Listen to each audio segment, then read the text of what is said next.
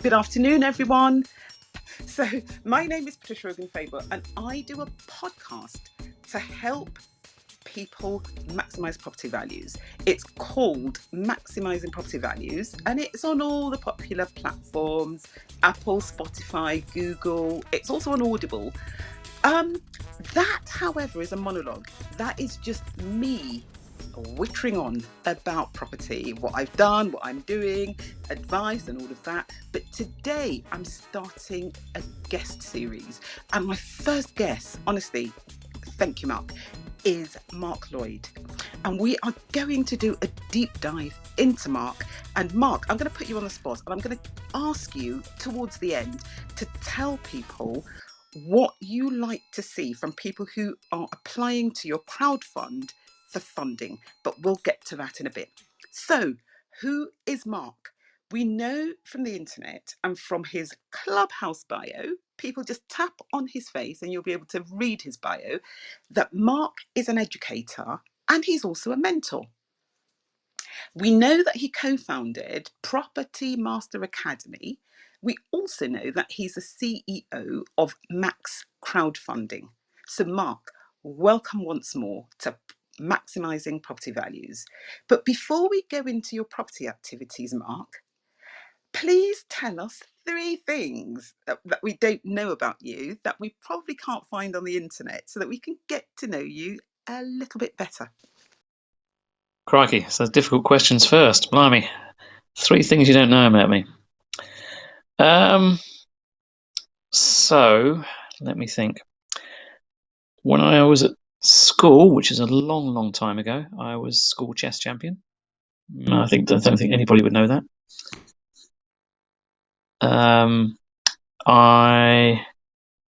What else? God, crikey, Patricia, throwing in the awkward questions first. What else don't you know about me? I didn't prepare you for this either. I have I have 3 brothers and a sister, 3 of whom I've not seen for probably in excess of 20 odd years. And God, the most amazing point in my life was when my first daughter was born. There you go. Wow. Do you know, we've been in rooms together for over a year now, or nearly a year. And Yeah, I think so. And for the first time, I thought I knew you, but now I think I really know you. So thank you for sharing that with us. Do you know, you and I must play a chess game. I've not played chess actually since I joined Clubhouse. I used to literally play every single day before Clubhouse. And since January, when I joined, January the 8th, I still remember, I have not played chess. Right. So we must play a game. We must. Right. Now, Mark, property. At what age did you buy your first property?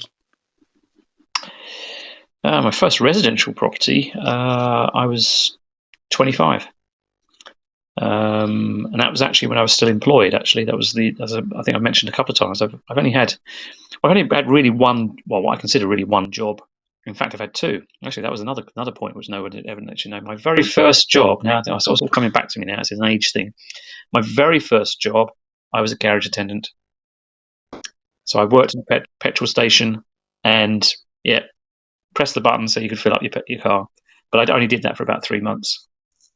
My first main job was working in a bank. But anyway, so I was in a bank when I bought my first property at the age of 25. Wow. And that was residential. That was residential, Okay. yeah. So when did you buy your first property where you actually made money from it? That's coming up to 17 years ago. Whoa. Okay, great stuff. And since then, you've gone on to do so many amazing things. You've formed you formed 6 companies. You've sold 2.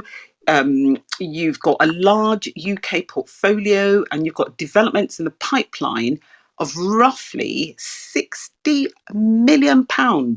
Wow, that is just absolutely amazing. So how did you go from that one property 17 years ago to circa 60 million in the pipeline right now? Well, I think when we first started, because I've got a business partner along the way here, which most of you I think know, but I think when we first started investing in property, it was just we wanted to invest in property, didn't know how to do it, and the first two properties we bought, so one was a UK buy-to-let, one was overseas. We attended a seminar for the overseas one, stuck our hand up, put a hand on the penthouse apartment, thought we'll have that one and we'll rent it out and all that kind of stuff. Never really happened the way it should have done. And the UK one was bought from an email, and they were just didn't know what we were doing, to be honest with you. What changed was when we sold our last company, we'd kind of reached a plateau, I guess, in the business and also perhaps our business relationship to a degree. And it was kind of, what do we do next? And I, just as we were selling the company, I received a letter through the post from the Rich Dad organisation asking to attend a property seminar. So, and I believe in karma. I'd read the Rich Dad Poor Dad book. I'd listened to Robert Kiyosaki's audio tape. That shows my age, doesn't it? Audio tapes. And so we went along, and it was really from that. I would say that the things we've achieved have, without a shadow of a doubt in my mind anyway, has been the education and mentoring we've received along the way from some amazing people. Some not so amazing people, as we found out at the beginning, but as you get to know more people in property, some really amazing people. And the property portfolio we've built up, I think partly it's mindset, as always. It's having that right mindset, that can-do attitude, but also the knowledge that backs it up. And I don't think I could have done that with it. I'm very much a doer, but I need to know what I'm doing. If I don't know what I'm doing, I get stuck. So if someone can show me what to do, then I'll go off and do it, and we'll storm ahead. And that's what we've done in many different things, in companies that we've run in the past. And to get to the developments we've got in the pipeline at the moment, they've taken years to get there. We're kind of in the pre-stage, so I like to find land that I can do something with, which is not everybody's cup of tea. It's quite high risk, but I enjoy it. We have an amazing team that helps us, and I think development side of things is the team is even more important than when you're doing the rental side as well, where the team is still important. But developments, you can lose an awful lot of money if you don't have the right people in place. Wow. Thank you very much for that. So I've pinned a link to your training academy. Do you want to tell us a little bit about that and how you help people, advance their journeys or start their journeys, or wherever they are in their development, how you can help them? Because that will be great for people to hear from the horse's mouth. Yeah, sure. So I think when we started this the Property Master Academy, I think we were looking to try and be different. And when we started with our training, there was a number of different training modules, and we had 3 days of mentorship, all of 3 days, and we spent a lot of money. It was £45,000. And having done a number of training courses over the years and watched people not do anything, we decided to switch things around and focus mostly on mentoring rather than training. Now, we do training courses, but we do one main training course. The rest is mentorship. So I think in terms of what we focus on, it's about getting results. I see, as I said, I see people attend training courses. There's lots of training courses out there, but 80 to 90% of people that attend a training course do absolutely nothing with that knowledge. And fair enough if they don't want to do that particular strategy, but they've wasted the money, haven't they? And so our focus is mentoring, and we operate in the main 2 main mentorships. One is focused on development, and that's aimed at newer investors as well. It's not necessarily for experienced investors. And also we offer what we call our rental portfolio mentorship. And they're the 2 main ones that we offer, and they offer 2 different paths to potentially achieving the same end result, because you can still build a rental portfolio through development, of course. But the development is more aimed at bigger things and getting people's mindset opened to what is actually possible, with a bit of guidance. And we've done it a number of times now with individuals, which is why we were comfortable to launch the development mentorship early this year. Wow. And how's that going, Mark? How do you feel that people are receiving it? Are they doing what you expect them to do? Are they, succeeding, in this landscape? And what advice would you have, for anyone who might be thinking about, going down that particular? Yeah, interesting. I mean, the people we've got on it at the moment, they've all but one have got deals so far. The youngest is a lad. I think he's about 32. He's a tradesperson. He's a carpenter by trade, and he came to us saying, "Look, I can get my hands on £35,000. Can I do development?" And I said, 100%. And so he's now got 4 deals in the pipeline. He's managed to fund 3 of them. We're working on the 4th. And what we offer as part of the mentorship, we will help you find the sites. So we'll actually go through, help you find sites. We'll help you fund the sites. We'll help you build or develop or whatever it is you want to do with the sites. And there are other bits in there as well, with an opportunity to actually earn back the fee that we charge you for the mentorship. So, I'm happy with it so far, and I'm pleased that we've taken essentially someone that has no property, this young lad, and he will have 3 or 4 properties going through by the end of this year. And they're relatively small projects, which is what we aim for quick wins. A lot of people confuse development with new build, and what I'm doing, land. And that's the more complex side of things and the riskier side of things. But there are so many smaller development type projects that are much quicker wins that most people don't realize, and that's what we focus on with the development mentorship, is to get those quick wins first, get something under our belt, certainly for the newer ones, and then we can start to build that up to looking at maybe larger things. But what we've done with Dan, this young lad, is we've opened his mind, because originally he was looking at projects around the 200-300 mark, and already with these 4 projects he's going to be around about the million. So he's kind of, his mindset has opened, his brain's opened up more to the opportunities potentially that are available with the right guidance. And what I've stressed all along is the right guidance, and I should say someone with the right attitude, then we can do great things. Wow, Mark. Do you know, as you were talking, I thought, I'm sure there's someone in the room who is thinking £35,000, 3 to 4 projects. Please, please, please, please, please tell us how to do it. So if you wouldn't mind just highlighting, what people can do with that sort of money, that would be amazing. But, people in the room, if you want anything detailed, you want, Mark's expertise, click on the link above and, go talk to Mark, go see what he can do for you, and, get your journey going. Oh, I'm so, so glad that I'm doing this guest series. I really, really am glad. Because, like I said, I do the monologue, which I'm quite happy with, once a month, every month on the first day of the month, um, on Apple, on Spotify, on Audible, on Google Podcasts. But this is just something else. Absolutely fantastic. Thank you, Mark. So please do tell, do tell, do tell. Yeah, sure. I think, whether you're building a rental portfolio or development, the biggest mind blocker is the fear of money. And generally it's the lack of money. So it's a fear of how can I do that? And it takes a mind shift to actually do this, and it's not the money mind shift; it's just changing your mind shift. So the way I emphasize this is when I say to people, look, how do you approach things when you look at it? Do you say, oh, I can't afford to do that, or do you say, how can I do that? And what I teach our mentees is that latter. It's how can I do that? Always focus on how can I do that, not the problem. So the fear of money is an irrational fear, because there's loads and loads of money out there, as many people in the audience, I see some experienced ones there, will tell you. But when you're starting out, it seems, oh my God, I can only get 1 property. How on earth am I going to build that portfolio? Or how on earth am I going to be able to manage to finance a development?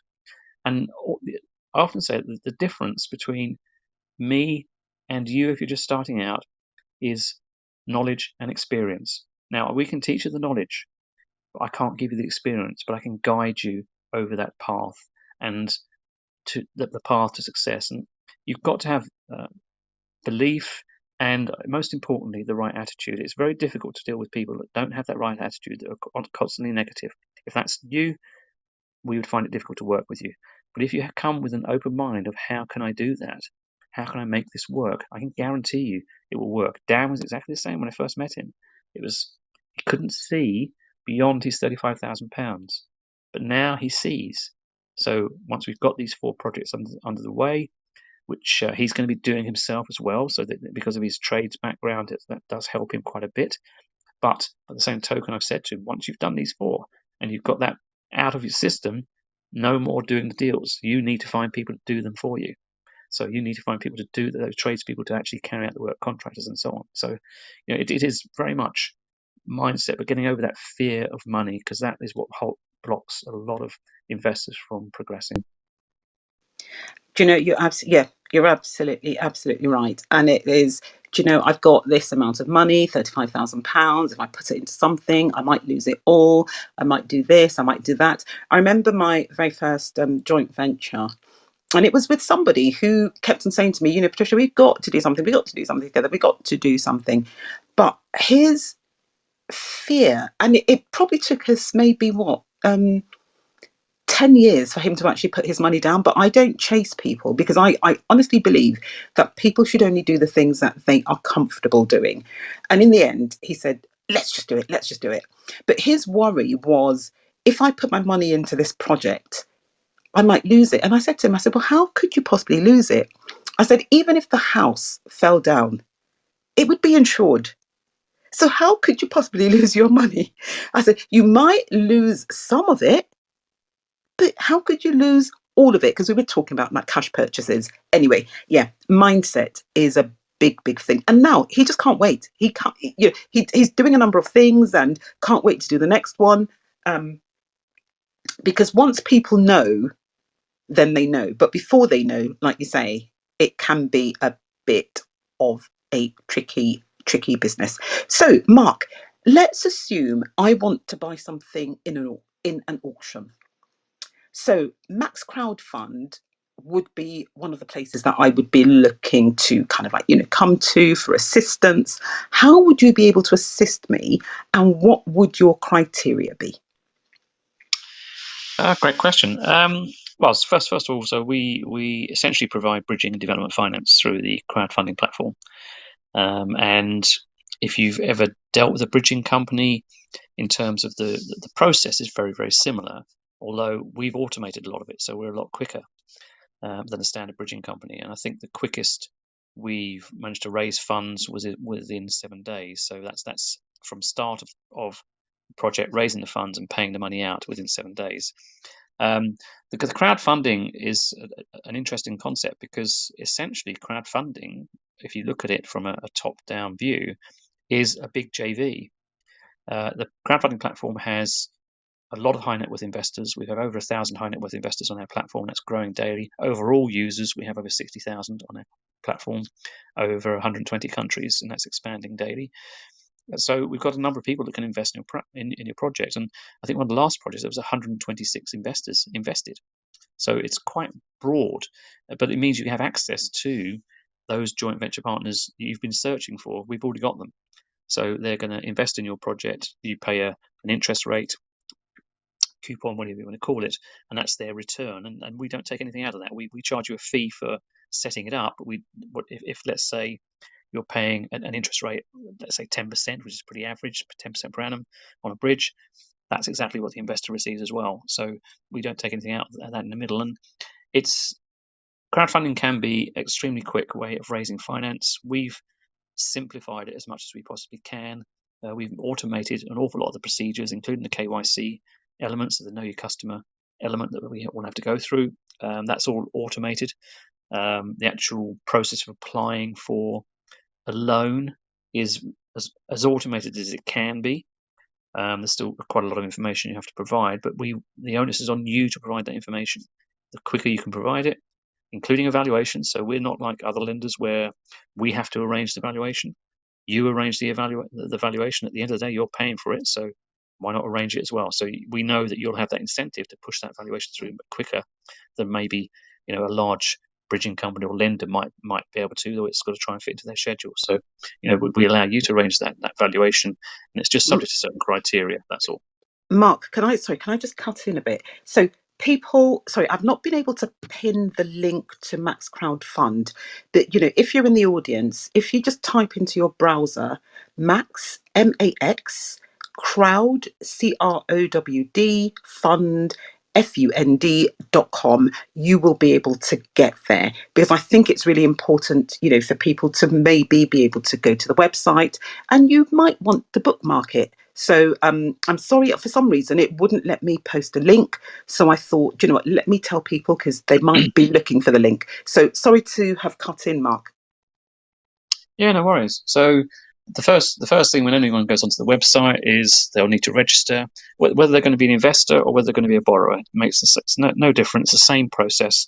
You register as an investor. There are various bits of information you need to provide for KYC purposes, and then we do the last thing we do is verification. So the way we verify is through your bank account, because with modern technology, when you, as you probably notice now, when you pay your bills, your bank will check that you're paying to the person you think you're paying. So that's how our system operates. Now, because our platform is based in the Netherlands, everything's priced in euros, and some of the UK banks don't actually pay direct; they actually use a third party, so we can't read the bank account. So that's the only slight glitch at the moment. We have got sterling coming in the first quarter of next year, but all you have to do there is, if you've got a sterling account with someone like Starling, for example, you can open a euro account for free, and you just transfer it that way, or you set up a euro account with something like Revolut, which again is free of charge and very, very quick to do. But we're aiming to simplify that process as much as we can once sterling is on as well. So once you've gone through that kind of process, you then either choose that you want to invest in a project, and you'll see. I can't remember what's on the project. I think on the platform at the moment, there's a project in St Helens. This is a new build project that we're financing, and I think it launches later this week. I'm just on a quick look. Yeah, so in 20 hours' time, so you see it coming soon. 20 hours' time, we're looking to raise 510,000 euros, and the investor will pay 10% on that one. So, and the borrower is paying 10% as well. So you can then, once you've gone through the KYC and verified, you can then apply for a loan. And there are some initial costs involved there if you're applying for a loan. And if you're investing, there's obviously no cost for you to invest. You just choose on the project. So in this example, you'd click on the one on the website once you've registered, because you can only see the full details of the project once you're registered, and you'll have things on there, background about the developer, the behind it, the valuation report, the finances, also the financial figures, and so on, and what we consider to be the risk element attached to the project. And then you make your own decision whether you want to invest in it, and you can invest as little as €100, £100, essentially. So I think it's a amazing concept. And obviously, I would say that because it's our project, but I'm only one of many people involved in the project. This is truly an international project, and we've got people from Netherlands, Germany, Sweden. We've now got New Zealand, Australia coming on board as well. So we've got an Argentinian involved, someone from Switzerland. So it's truly an international project. So, Mark, if I were to go onto your website and I'm looking to raise funds, how much skin in the game would I need to have in order to be able to raise the rest of the funds via the platform?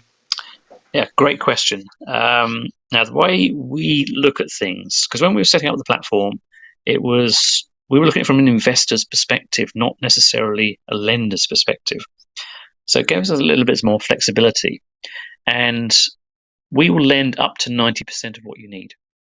So that's purchase price, all the costs associated with it, and the refurbishment, development, whatever that may be. So your skin in the game is 10%. Might be slightly more.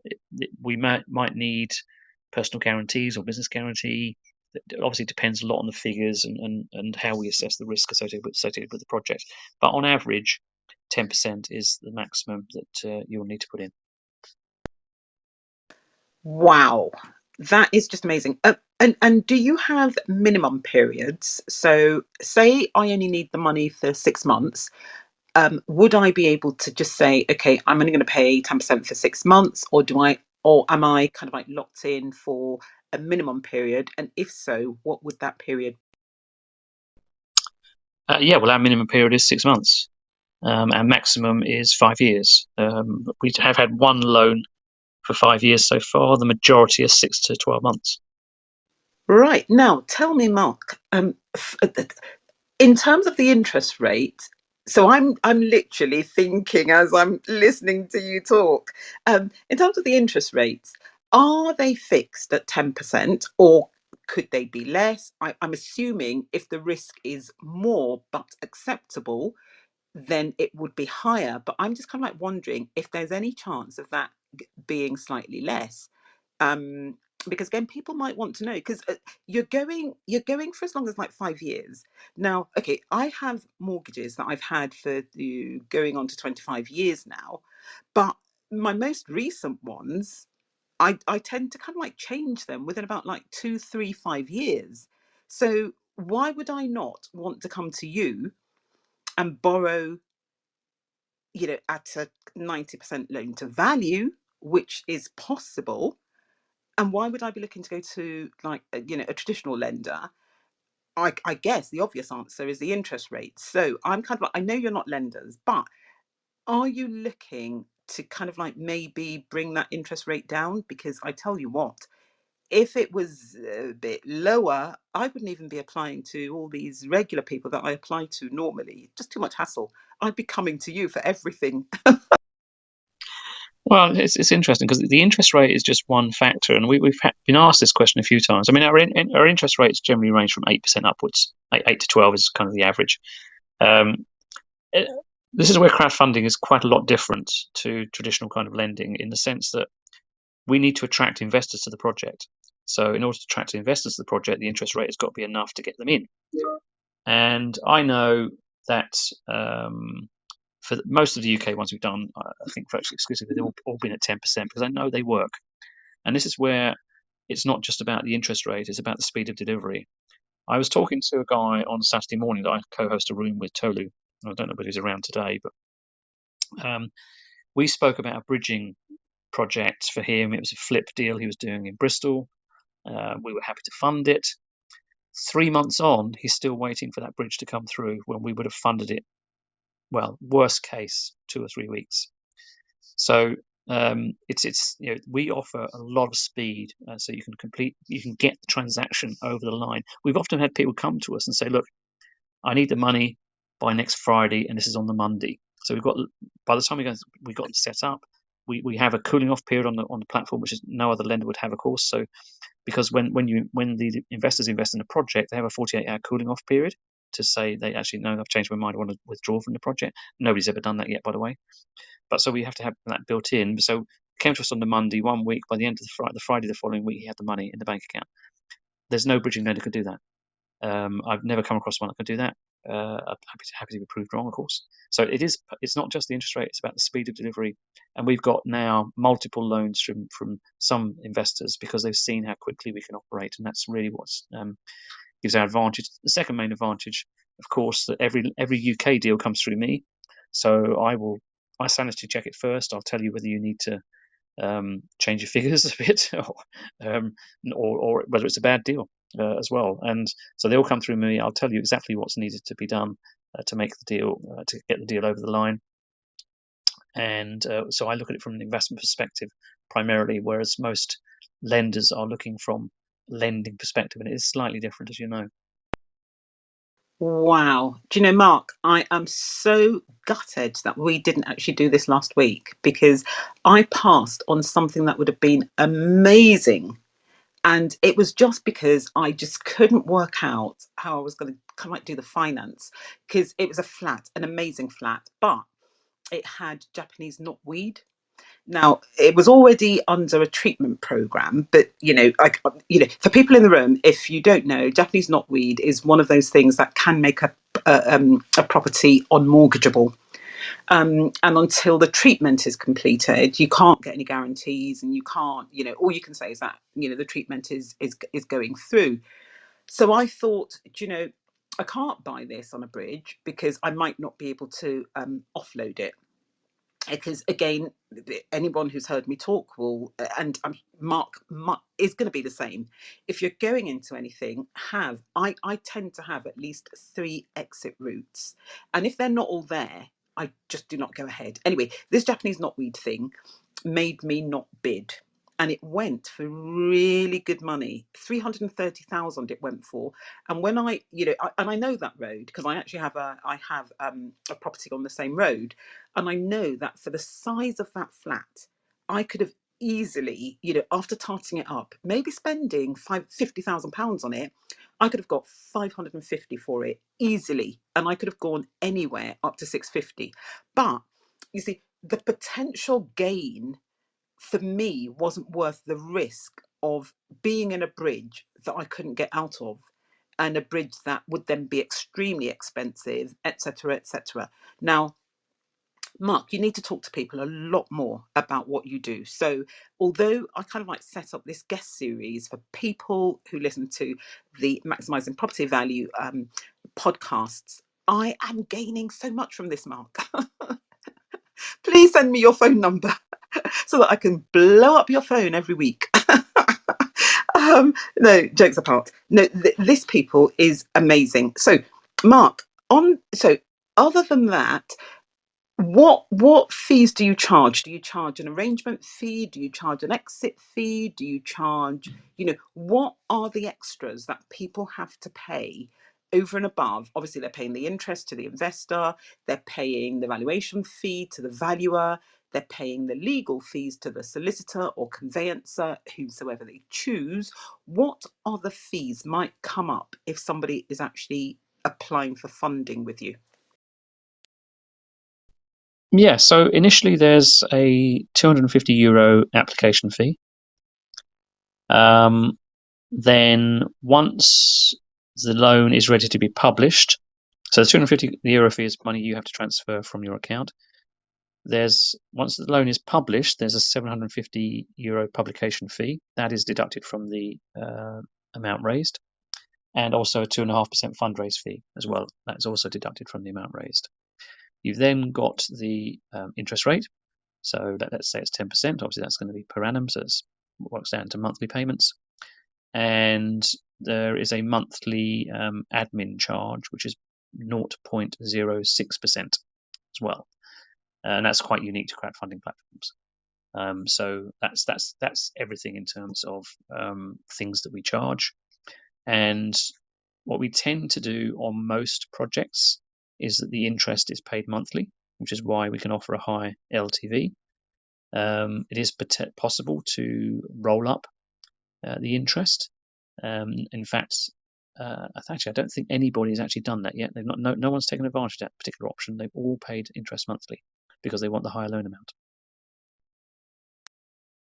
Right. So essentially, the what you're paying is 1.43% per month. But if somebody were to roll up their interest, how would that affect the figures that we're looking at? So we're looking at 10% per annum. We're looking at the 0.6% monthly. Is that the management fee? Did you call that a management fee, Mark? Ooh, hello. Sorry, yeah, I was talking away there. I was on mute. Yes, sorry, it's a monthly. It's a monthly admin fee, 0.06%. Right. Okay. So does the 0.6%, does that change if you roll up your interest, or is it just the interest rate that changes? It's not 0.0. It's 0.06, not 0.6. It's Oh, 0.06. 0.06. Oh, that's Yeah. nothing. So it's tiny. Yeah, exactly. It's tiny. Oh, wow. Wow. Okay. So which of these would change if somebody was going to roll up their interest? The main thing that would change is the loan to value. Ah, I see what you mean. Yeah, Right. because obviously to provide the high loan to value, we're basing it on monthly interest payments. If that's not feasible, then the loan to value will change. So that will be reduced because obviously that means we're now adding the interest onto the capital sum. And I think that's probably why most people have gone for the monthly payments, because they want the higher capital sum to begin with and the flexibility of how they pay the interest payments. Some Yeah. of them, most build in the interest payments into the amount they're borrowing, which is pretty standard anyway for any development type project. Others, the projects they're working on are producing a rental income that will cover a lot of the interest payments anyway. And if you bear in mind that a standard mortgage you would be paying monthly, we took the view that, well, let's offer that as an option, and that's what most people have taken advantage of. In fact, I say most, 100% have taken advantage of the monthly payment option. Honestly, that is absolutely fabulous. So you can borrow the money that you need to buy at up to 90% loan to value. You can also, on top of that, borrow your development costs. What, 100% of those? Or again, would that be limited to 90% loan to value? Yeah, it's a different calculation. So what we look at is the end value, not the actual purchase price. So when you get the valuation report done, that's one of the values we want from the surveyors. Say, okay, what do you estimate the GDV to be, the end value to be? And we base our figures on that. So we will lend up to 90% of all costs. So that's the purchase price, refurbishment costs, solicitors' costs, stamp duty, interest costs, professional fees, as long as it doesn't exceed 80% of the GDV. Wow. So, honestly, I feel quite sick that I did not bring this flat that I was in love with until I found out it had Japanese knotweed to you guys, because I could have been the successful bidder on Monday. But you know what? There are more things coming up. Mark, I am completely blown away. So honestly, I love deep dives, and I love the fact, and I'm patting myself on the back right now that I've decided to do this guest series where it's just one person that we're focusing on. Because Mark, the number of times that we've been in the same room together, and you've spoken about, bits of this crowdfund and how it works, but I've never had a complete understanding of it as I do now. Amazing. Thank you very much for sharing that with us. So, what I'm going to do is, Mark, I don't know if there's anything else that you'd like to add to it, but I'd like to start inviting people to come up to ask you questions. If people are thinking about development, let them come and ask you so that other people can also kind of like learn from, the question and how you answer it. And we can make this a bit more interactive. So, people, if you want to, please just raise your hands. Otherwise, I've got loads more questions that I can ask Mark, but I don't want to dominate this because this is a Mark show. And, he's here primarily to help people from Clubhouse. So thank you for spending your lunchtime with us. As I said, today is all about Mark Lloyd. He is an educator, and there's a link on the screen where you can actually go to his academy. You can see what he offers, but he's also the CEO of Max CrowdFund. And unfortunately, I couldn't post a link to Max CrowdFund, but like I said, it's maxcrowdfund.com, and you can get to the website via that. And he's just been talking to us about what he looks for, what he can offer, up to 90% loan to value, and you can have it for up to 5 years. In the UK, roughly about 10% interest. Oh my goodness. For peace of mind, I'm happy to pay a bit more for peace of mind. And again, as Mark has just explained to us, he will look at the end value, and you can borrow anything up to 80% of that gross development value. Mark, have I got that right? That's what's in my head, and I'm thinking this is just super amazing. And then there's a 0.06% admin charge, a mere pittance, minuscule, absolutely titchy.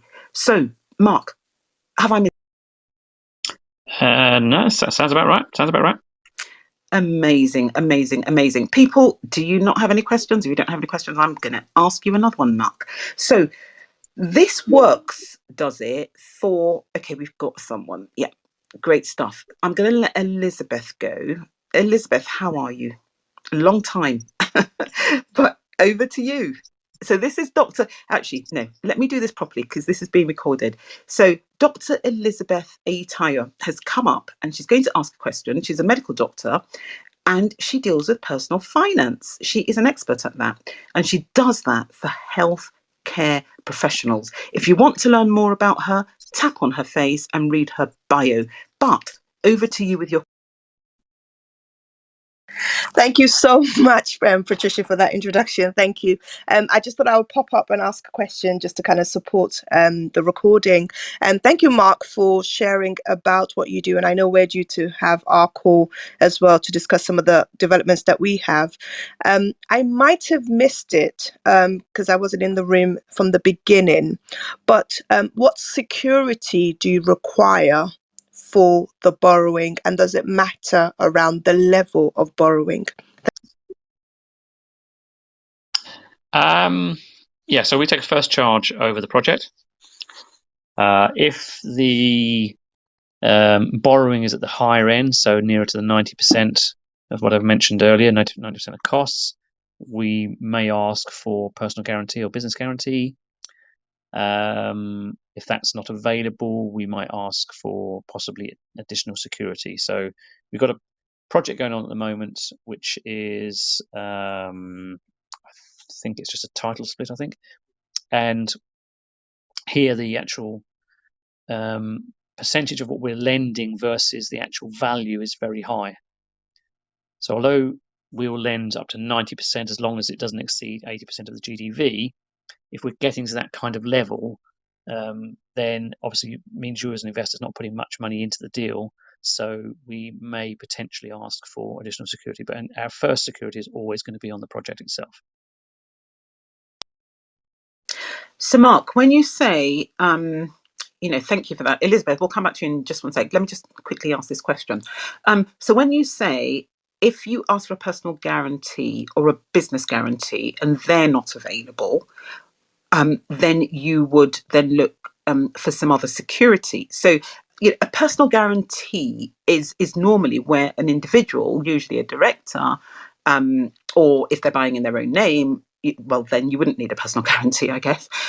So if you're buying through a company, then the director is saying, I will stand in the shoes of the borrower should the borrower not be able to pay what is due under this loan. Now, why would that not be available? That is my question. Why would somebody not be able to say they will do that if they are borrowing the money for their company and they're going to be using that money for the purposes that they have put down in their application? Yeah, I think it's. I say it really depends on each project, because we don't take personal guarantees or business guarantees on every single project. It's where the loan to end value is exceptionally high, because obviously I know that we're at the higher end of the loans available in the marketplace. If we go up to 80% of GDV, I think that we're probably near the top. So because of that, if someone wants to borrow that amount, then that's why we look for potentially additional security. It doesn't always happen. As I said, if there was a bigger margin there, then definitely not. But when we're looking at that higher end borrowing, then yes, potentially there is that kind of personal guarantee attached to it. Oh, right. Okay. So everyone that's been asked for a personal guarantee has been able to give one. And that would be the only additional security that you'd be looking for. So the personal guarantee or the business guarantee, is that correct? Yeah, that's right. Yeah. Okay, great stuff. Sorry, I misunderstood. Elizabeth, back to you. I don't know if that answers your question, but what an amazing question. Thank you so much. No, it was perfect. And I totally understand requiring that personal guarantee in the circumstances that you described. My other question is for those who might want to get involved on the side of being investors. I would love to know how they can do so. Again, I apologize, Patricia, if I missed it, and I will definitely listen out to the replay. And also, Mark, do you have a referral process for that? Okay. So so we covered this a little bit earlier, but essentially investing is you just register on the platform. You go through KYC, verified, and then you can invest into the projects on the platform. Do we operate a referral scheme? Yes, we do. It's just currently under review, so I can't tell you exactly how it works because I've questioned whoever set it up, because the numbers don't stack at the moment from what I'm looking at. So, but we do definitely operate a referral scheme. When you actually register on the platform, you are given a referral code. Perfect. Thank you so much, Mark. Oh, thank you very much for coming up and asking those questions. Amazing. Mark, so actually, back to the people in the room. You can find Max CrowdFund by going to Max, MAX, crowdfund.com. Unfortunately, can't pin a link, which is why it's not linked up there. But the current link is for Mark's training academy, where he is an educator and he's a mentor with some other people. And I'm going to pin another link in a moment, which is for maximizing property values, which is the podcast, which is ultimately going to be hosting, this particular conversation, because this is the very, very first of the guest series for maximizing property values. And I am so lucky to have Mark just being my inaugural guest, and it's going to join all the other monologues which are on Apple podcasts and Spotify and Audible and Google Podcasts, and I will ping a link in just a moment. But we have Navi on stage. So Navi, good afternoon to you. Navi is a commercial investor and developer, and also a residential investor. So, welcome to the stage, and, please do ask your question of Mark, I guess. Thank you, Patricia. Excellent room. Love this idea of guest series. Mark, I've heard you speak before, but what I've learned today, I didn't know those things before. So brilliant. Thanks for that. I do have a question, slightly different, but on the similar lines to development, I guess. Somebody mentioned to me yesterday that in one of the clubs, Mark, you'd mentioned that you had contacts with builders and things up north. So if we were looking for some contacts whilst we're applying for or discussing funding and things, is that something you do have those contacts, and could you share those, please? Thanks. Well, so I have some sourcing contacts, but bear in mind I've taught a lot of people over the years, and one of the very first courses I ever did was deal sourcing, which I still operate to a degree now, but it's more encompassed within our mentorship program, because what I found was people just need more guidance than the course can provide. It's all right listening to a course, but then going out and doing it is a different reality. So consequently, I've built up a number of people I trust around the country that are sourcing properties, and they have contacts within those areas that they can potentially obviously use, but obviously they're looking to source the deal at the end of the day. So if I've got people in areas, when someone applies on the crowdfunding platform, then I'm always happy to try and help. But that's probably about as far as it goes. I know that's useful. Thank you. Because there's something that's come up recently, which is a distressed property, and ideally it'll be the right team that would work on it. So yes, no, that sounds good to me. I will probably make contact with you later on and discuss things further. Thanks, Mark. No problem.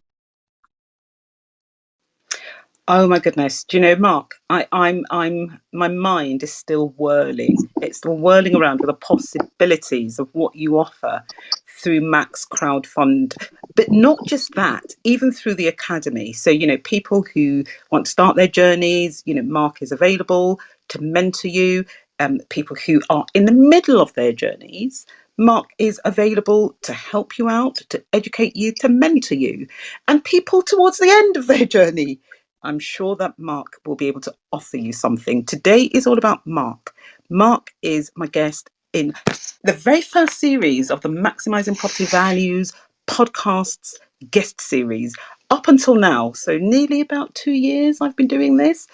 Every month, once a month, on the first of the month, I publish a podcast, which is me talking about my experiences, talking about the law, talking about things that can just make life easier for people. But today I have started with the guest series, and I'm blown away. So I really, really hope that people in the room have gained so much from what Mark has been saying, because I definitely have. So just to recap, um, with the crowdfund, you can borrow up to a maximum of 80% loan to gross development value. Amazing. 10% interest in the UK is the norm. It could be higher, unlikely to be lower, but it is what it is. And you can borrow that for up to 5 years. And you can pay your interest monthly without a penalty, or you can roll up your interest. But if you roll up the interest, that is part of your loan, so you're going to get less. And there is a minuscule admin fee of 0.06% per month. And what else? 2.5% fee that Mark charges, but all the fees are upfront.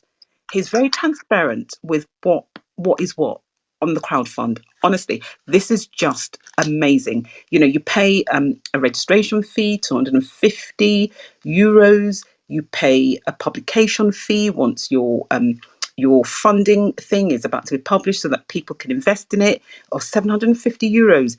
Absolutely amazing. And we have Tayo, who's joined us on stage. So Tayo, you are a property investor virgin looking to delve into the world of property investment. Yes, You I are am. welcome. So good afternoon. Good afternoon. Hi. Thanks very much. This question was for Mac. I think I've contacted Mac, I think, on one occasion, and he's trying to help me with something already. But I just wanted to find out, how does the mentoring process work with you? Great question. Well, first off, really, we establish what it is you're trying to achieve and which is the best route to go down. So that's obviously what goals you're looking at, and we take a medium-term view. So what we want to know is, what is your plans for the next 5 years? Now, I know that may sound a little bit daunting, but it's not as daunting as it might seem. It helps give us a yardstick by which we can measure, and we have various systems in place that make sure we measure progress every week throughout the mentorship period. So we start off with the 5-year goal, establish what resources you have, what access to resources you have, and then we work out, based on that 5-year goal, we'll break that down to the 12-month goal and then to quarterly targets. And that then helps us know whether you're getting there, not getting there, whether it's a realistic target, which we will help you with as well, based on the previous mentoring that we've done. So that's the initial steps. Outside of that, our mentorship program includes all training courses, by the way, but you wouldn't need another training course anywhere else, because we've included everything within the mentorship program. We just took the view that if you need to learn something, it's in the mentorship program. We're not into selling courses for the sake of selling courses. We do one introductory course, which we held last weekend, which is a 2-day introductory course that we use it's almost like a bit of a funnel, really. It's an introduction to property investing, but it also helps us meet people, get to know us, see whether we can work together, because that's the other thing, Teo, is whether we can work together. Now, from my perspective and Jackie's perspective, we've obviously got to like you, for one, and we've got to be confident that you're going to be, no simple way of saying this, but capable of following instruction. So, because you're paying us to do a job, and in order for us to be able to do our job, you need to be able to do your job too, with our guidance. So we will have a long discussion with you. When we start the mentorship program, you've got that business plan initially. Then we also do a profile analysis. So we do some psychometric testing, which will help us establish more as to the type of personality you have, which then also leads into this, to a degree, some of the strategies that will suit you better. And that's extremely valuable and very, very accurate as well. It's unbelievably accurate how the psychometric testing works. And yeah, that's the initial steps. From that, we then have a number of set established meetings throughout the month, throughout the year. So, for example, we have a weekly Zoom call, which would be you plus anybody else that's on the group that wants to join in. That's every week. We have a one-to-one call with you every 2 weeks. We also, if you have a question, we have a private WhatsApp group where that can be posted. If you want to keep it private, we're actually at the end of a phone, so you can actually call us at any time. Or say any time, not before 7 o'clock in the morning and not after 7 o'clock at night, and never on a Sunday. But apart from that, you can call us any time. We meet up once a quarter with you and the group. That's at Heathrow. And outside of that, there is a weekly reporting process where we ask you to fill in a little form which just says, very simply, this is what I've done this week. This is what I still need help with, so the areas of challenges, how I'm progressing against target, and those three are very important. But the most important one is the last section, which says, this is what I'm doing next week. And that's every week, and that's a little form we ask you to fill out. Oh, I think we lost her. Oh, she might have a really poor connection, because that does do it sometimes. It just throws you out, literally. Well, I hope she heard what you said, but I've pinned at the top of the room, as everyone can see, a link to Mark's Property Academy. So people can tap on that and they will be able to go to his website and can ask even more questions. But today is, it's an amazing day for me because I've learned so much. But it's doubly important for me because I've just started the guest series for Maximising Property Values, and Mark is my very, very, very first guest, and I am so delighted with what you've shared with us today, Mark. So, thank you so much. Thank you for sharing. Thank you for always sharing, not just in this room, but in other rooms as well. You give so much of yourself. So, honestly, people, if you're not following Mark, please do so. Please click on the link which is at the top of your screen, which will take you to his Property Academy, and you can find out a bit more about his training and his mentorship. Property Master Academy, it's called.